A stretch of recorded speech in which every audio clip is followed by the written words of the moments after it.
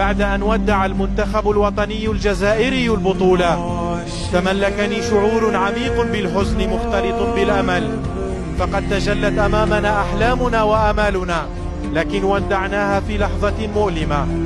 ورغم الجهود الكبيرة التي بذلها اللاعبون ومحاولاتهم المستمرة لتحقيق النصر، إلا أن قرارات الحكم كانت ضدنا، مما أضاف جراحا جديدة على قلب كل مشجع. فقد كانت تلك القرارات تؤثر على مسار المباراة وتزيد من إحباطنا، بينما كافح لاعبون بشجاعة وإصرار.